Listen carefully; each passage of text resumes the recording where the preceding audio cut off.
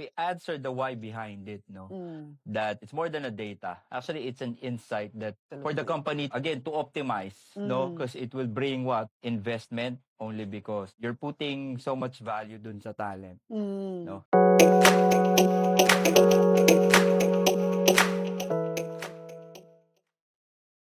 Hi everyone, this is Marie Ampalocchio from Radix HR doing another episode of Breaking the Mold. With me is not a guest, definitely somebody who has been part of Radix HR. He's actually co-founder of this organization. So, Stop it. stop it, diba? Stop it. Ganyan lang po kami mga kaibigan, pero seryoso po ang topic natin. Today, we're going to talk about something new and fresh, in my opinion, something not oftenly discussed. It's a topic called growing deep. Bigyan natin ng context yan. Randy, mag-hello ka muna sa ating audience. Good day to all of our audience. If you're not yet subscribed. But kidding aside, no? Okay, so yeah, this is a really good topic, Marie. Again, my name is Randy from Radix. And growing deep, no? Growing deep is something na we gave birth to it because of certain conversations with many clients that we have. Yeah, nagmaterialize siya from a hindrance or bottleneck standpoint ng mga clients and to our own experience, no, with Radix. Then, especially with a startup company, we try to optimize every aspect, I guess, and facets of the business. And what we thought na hindi lahat ng growth is on getting bigger or on a hierarchy mode or pro ascension type. Hindi vertical ascension. Vertical ascension na hindi puro pataas. Hence, it gave birth to the growing deep na kumbaga, think of it as a parang puno, no, na mamumunga, na it's easier to get, I guess, a healthy fruit if you're coming from a solid root, no, or solid foundation. Na think of it sa business na yung promotion hindi puro pataas. Correct. Pwede rin palang siyang pababa or spreading out. Yan. So, bigyan natin pa ng deeper context, ha? Sige. Padagdag pa ulit, ha? Another layer to that is, marami sa kumpanya kasi sa Pilipinas, hindi naman lahat sila malalaki, where roles are available to ascend to or to go up to, diba? Marami kasing mga kumpanya that are medium size or even smaller than that, where yung promotion or vertical ascension is not always possible. So ang gusto lang namin ibigay ni Randy yung konteksto or punto de vista that even without that particular piece, growth is still possible and appreciation of employee effort is still possible through growing deep conversation. Yeah. So magbigay tayo ng example para hindi siya puro theory lamang. Kasi na-experience natin to not only, well, how we did it for Radix is something that we can give as an example to a lot of the people watching. So kung hindi possible yung promotion because there are no roles available upward, and people are doing well in their job, kailangan may way si company to recognize how employees are still tagged as doing better than where they came from, or they have, as an example, in Radix, we have people that have added skill sets. So that is an expansion of, so horizontal siya, padami ng skills. You know, if you are, for example, in talent acquisition, and you have the acumen to, for example, add more skills by doing strategic HR or benefit and compensation or employee relations. So that addition to your skills is in itself, it should be tagged as growth. Yeah. Diba? Dumami siya, expand siya. That's one way. So hindi siya pataas dahil gumaling ka with what you're doing, but there's no role available up there. So you went horizontal, expansion siya. And part nung the learning and experience with the team members within the organization is if there's no room to go up in order to give value to the talents that within the organization, especially with Radix, or lulayo pa ako sa sarili ko na lang, where Marie and other teammates, they knew I have other skill sets such as on the creative side. No? Right. So even if the promotion is not yet there, they gave me an opportunity to tackle or give workshops into the craft that I am in a natural state na comfortable akong i-share. No, such as being in a photography, the wedding photographer. Inallow nila ako to be part of an employee engagement ng ibang client. May mga team members din naman kami na who really wants or nag-aaral sa public speaking, no? And we allow them to, in a sense, flourish and Exactly. hone their skill set within our own organization. Just to make a statement or a stand na we can easily tell sa mga clients namin na if they are having the same hindrance or problem na hindi na kumbaga kulang na yung need nung talent na they wanna ask for more. Maybe the horizontal approach could be a formula too, no? In terms of keeping the retention, Absolutely. keeping the talent feel valuable, no? So So that's one. part of that growing deep, yeah. I love that example. The other piece is growing deep talaga, meaning your expertise, your line of work, talagang you're going deeper through research or further studies is also a form of improvement or growth. Minsan, dahil nga naging cultural nuance siya sa Pilipinas for a long time that looking at vertical ascension is the only way to say, kasi nga parang meron siyang reward for doing hard work. But expanding and growing deep is also hard work. Kasi when you become an expert in a certain field by adding learnings or research or certification, that itself is an addition to, so that when the time comes for you to actually optimize, utilize that particular skill, alam ng kumpanya, you're the go-to person Yeah. for that. Yeah. Diba? In fact, if we can say not the name of the company, pero we had a client where one of their employees is actually in training and development, pero ang passion niya also pala is content creation. Yeah. Oo. So So we told the leaders, di ba? yeah, we had a conversation, no, na this company naman is a global one, no, to have a Philippine hub. And Which is a smaller size, di on ba? a smaller head count. Yes. No? And the only way dun sa kultura nila is the only way for you to be promoted is through, hindi naman unfortunate, but That's a way. that's their way, That's their way. is through tenureship. And how about, yun nga, we talked to this client and we gave them the idea of the growing deep paradigm that either you really put on being an SME on that particular skill set or horizontally expand, no, na meron ng content creation, no. So sabi namin, aside from the main skill set or yung main role Actually, niya, that's a beautiful exercise na, you did. aside from the main role niya, maybe you can utilize or optimize that second skill set, which is being on a creative side, na magamit nila on their internal marketing or internal Absolutely. newsletter dahil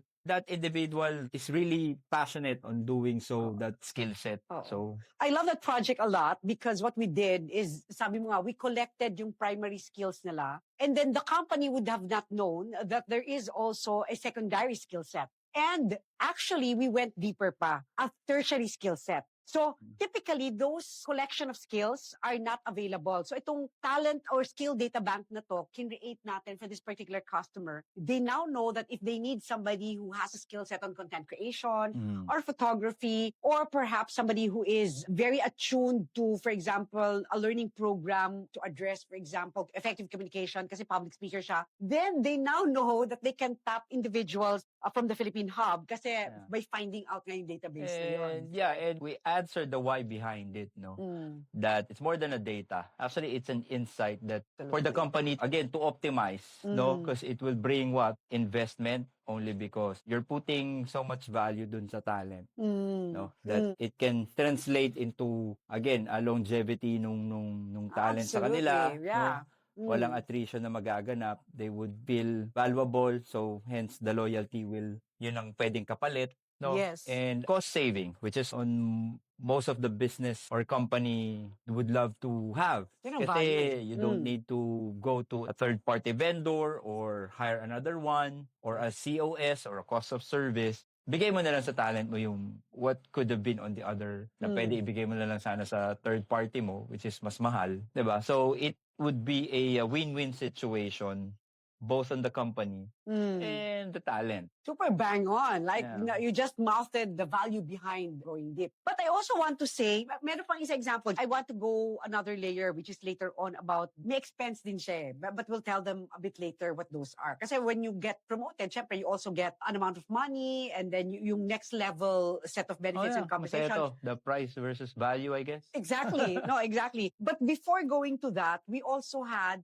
recently one client sa healthcare, Yeah. Sila naman, they haven't even started. Baka you want to, they haven't even started, pero they already want to implement the Growing Deep model. Yeah, that particular segment naman is Mm. what the buy-in was. How do I say this? Nung naka-meeting namin sila, it was one of their first, no, sabi nga nila. Because no one talks about it. On a deeper context, what's the value behind it? So for this particular client, which is a healthcare client, they wanted to start their emergence into the market on the right footing. And that right footing includes, kahit na small company sila, they're not even 15 people at this point in time, and they're just about to open their offices. Pero when you talked about Growing Deep, they got excited. Yeah, so this is, so startup company sila, we had the meeting, they have this initial thought of grow big. That's the Right. goal. That's their initial goal. Mm. No, but it would take them years in a context na nagsimula kasi sa meeting na they're starting, they want to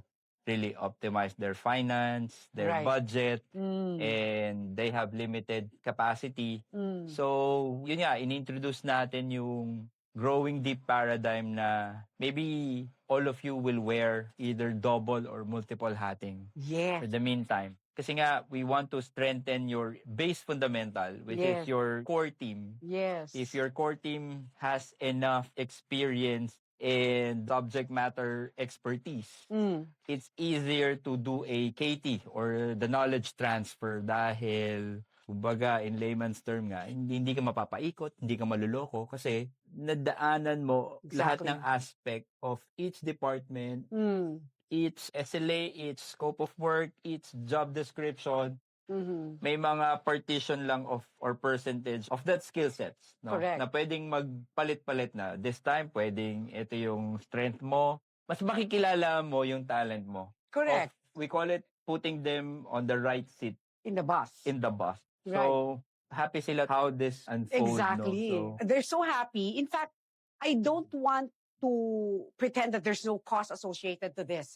There is. yeah. Kasi kung ang promotion nga, bibigyan mo siya ng budget for the ascension at may kaakibat siya, for example, na, upgrade and the benefit. When you expand skills and when you also become an expert, meron din siya kaakibat na amount. And we're not doing the Growing Deep conversation for budget, to constraint on budget.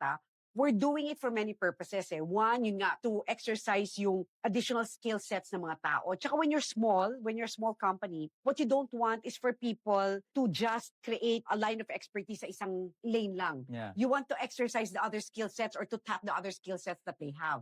Yeah. And also, syempre, may malasakit ka doon sa cost of service ng kumpanya. Kumbaga, sabi mo nga kanina, why give it an external resource when you can actually tap pala a secondary skill set ng mga tao sa loob? Yeah. I think it's a natural move as an organization Mm. to put value via or salary increase or another special- layer of Yes. package, no? Correct. Kasi you will gonna do it Exactly. on the other way, di ba? Yes. Kuha ka ng third party, babayaran mo rin The yun. same. So, again, it's from the growing deep perspective to choosing your hard. Pares mahirap. Mahirap mag-train to do a Absolutely. multiple hat or double Right. hat. Right. Mahirap din kumuha ng third party dahil unang-una, budget. Oh, they don't know your culture. Yeah, That's next. the other thing. Next. Yeah. Yun nga. Will you be aligned, no? Both ways, there are pros and cons. But Right. I think it's a right fit to do the growing deep paradigm on, I guess, or perhaps like startup companies, transitioning companies, Correct. no? And yung tipong traditional company na Mm. naipamana sa new generation or new blood of pwedeng anak na No, that's true. That's true. well, new blood is new paradigm, Yes. 'di ba? Yes. I think yun yung mga nag-really resonate in terms of our experience with our clients, no? Mm. Yung growing deep na paradigm. So, Right. So there's so much to talk about. In fact, we wanted more conversations around Growing Deep. Pero I think, Randy, this is an initial take that we want to share to our audience. Kasi nga, we are afraid that some companies in the Philippines, especially mga smaller ones, they fear that they could not satisfy yung growth requirement ng mga empleyado nila. And for us, we're here to help them create a model, create a framework by which growing deep can be a conversation, not just on vertical ascension, but on, expansion of skills or becoming experts, deepening their understanding of a certain practice, no? They can actually talk to us. I mean, we're happy to have more conversations on this particular topic. Yeah, if you're ready, if the companies are ready to talk on raw authenticity, honesty, and transparency. I mean, with Radix kasi we really push for the truthfulness kasi that's the only way for us to understand you more or to just really understand you as a company Exactly. as we do HR in a transformative manner rather than being an end-to-end provider, 'di ba? Parang we believe the end-to-end type is a type of transactional, no? Rather than being a consultative partner where we can again transform your company. If you're ready for change, if you're ready to hear Nice. if you're ready to hear Hard truths. hard truth, no? Kasi It requires change. it requires honesty, it Right. requires ulit authenticity and kumbaga not taking us another vendor na we will just take orders. We will not, but or rest assured that we will be committed to be there on your journey by yun nga, before we go big, we should go deep first, always. Always. Correct. Yun, that's the Radix way that we want to Share. resonate with the rest of the no. I love that. Yeah. I will not add to that because you said it very succinctly enough. So I'm excited to have more conversation with you guys around it. If you feel that that particular framework really resonates and that's a new paradigm that we're happy to share with you guys. With AI, no, yan, naglilinger sa atin yan. Okay, the question is about fear eh. But fear of being replaced or Whatever it is. okay. The question is, what I feel is out of fear. Hence, she asked that question. No, I think to any transitioning era or adaptation as time change, it's not big eh. Yung sabi nga niya na masyadong malaki. I think it will start small dahil the moment na may fear ka, that's the moment you embrace it too. That's the moment that yun na yung change. Hence the AI, yung takot mo kung hanggang kailan ang relevance mo or you're gonna be relevant. Limitless siya eh. Kung alam mo yung limit mo. No? You'll be limitless by knowing got your that. limit. So meaning, sa akin na lang, ang limit ko, gumawa ng sentence construction. Okay? Now, kaya I need to understand, I need to research about prompt engineering. Okay? Because as yung mga AI to construct a sentence, to create a presentation, you need to understand paano mo siya gagamitin. Kasi ang fear mo, kung mapapalitan ka kung hindi mo siya alam paano gamitin. I think doon ka magiging irrelevant. Doon ka magiging irrelevant. But yun nga, if you master yung AI versus imbes na AI ang mag-uutos sa'yo that acts as your master, you should master the craft of using that tool. Because lahat naman yan tool eh. Nagsimula yan sa typewriter. Nagsimula yan sa naging BlackBerry, again, it's the Nokia story. They thought they are the powerhouse until went irrelevant. Dahil hindi sila sumabay sa smartphone. It's the same as on the human side. No? It's the same as us or me being a wedding photographer that started from film. Ang dami kong kasama na sobrang galing na photographer but didn't learn the art of digital photography only because they think hindi sila mapapalitan because they think magaling sila sa craft nila. Ang nangyari, times change. But they did not. So it's the same. You need to embrace that change and accept the fact na you learn to master that tool.